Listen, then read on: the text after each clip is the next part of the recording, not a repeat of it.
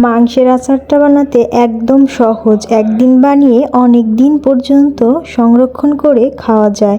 আচারটা এই রেসিপিতে দেখতে পারেন, দারুণ টেস্টি হয়। খুব বেশি মাংস লাগে না।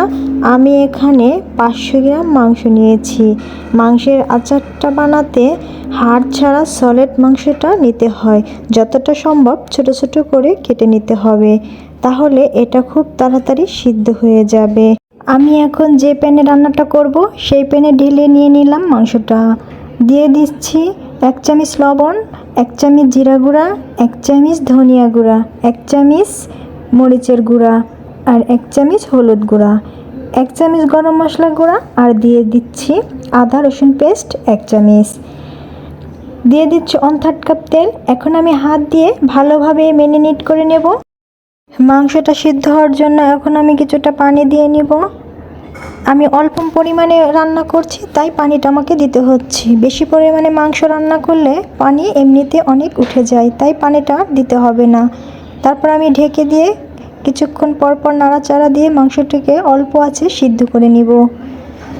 কিছুক্ষণ পর ঢাকনাটা খুলে নাড়াচাড়া দিয়ে নেবেন, না হলে মশলাটা নিচে থেকে পুড়ে যেতে পারে। তাই ভালোভাবে নাড়াচাড়া দিয়েই ঢাকনা দিয়ে ঢেকে বারবার নাড়াচাড়া দিয়ে মাংসটাকে সিদ্ধ করে নেবেন। আমার আচারের মাংসটা পুরোই সিদ্ধ হয়ে গেছে। এখন আমি এটাকে নামিয়ে নেব। এখন আমি এটাকে ফোড়নে দিতে চলে যাব। একটা প্যানে আমি 1/2 কাপ সরিষার তেল নিয়ে নিয়েছি আর তাতে দিয়ে দিয়েছি 3-4টা দারচিনি, 3-4টা এলাচ আর দিয়ে দিচ্ছি 5 ফোড়ন 1 চামচ আর দিয়ে দিয়েছি রসুন ফালি 1 টেবিল চামচ। এখন এগুলোকে একটু ভালোভাবে নাড়াচাড়া দিয়ে নিব। তারপর দিয়ে দিব এর ভিতরে সিদ্ধ করে রাখা সেই আচারের মাংসটা। এখন এগুলো দিয়ে কিছুক্ষণ নাড়াচাড়া দিয়ে নিব। মাংসটা দেওয়ার পর আমার এই ফ্রাই প্যান থেকে তেলটা উপরে পড়ে যাচ্ছে, তাই আমি অন্য একটা কড়াইয়ে ট্রান্সফার করে নিলাম। ট্রান্সফার করে আমি কিছুক্ষণ এটাকে অল্প আঁচে ভেজে নেব।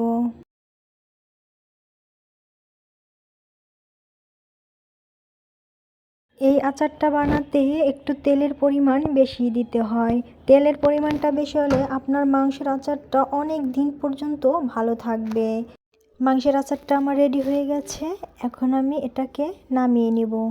নামিয়ে সার্ভ করে দেখাচ্ছি। দেখুন আমার আচারটা কত সুন্দর হয়ে গেছে, কালারটাও কত সুন্দর হয়েছে। এই আচারটা আপনি চাইলে খিচুড়ি কিংবা রুটি কিংবা মুড়ি মাখিয়েও খেতে পারবেন। অনেক সুস্বাদু। একবার খেলে আপনার মনে হবে বারবার আমি বানিয়ে খাই। তাই ইচ্ছে করলেই আপনি একবার বানিয়ে এরকম একটা কাচের জারে 6 মাস পর্যন্ত ভালো বাইরে রেখেই ভালো রাখতে পারবেন। তাই কাচের জারটা আগে ভালোভাবে ধুয়ে রোদ্রে শুকিয়ে নেবেন, একটুও যেন পানি না থাকে।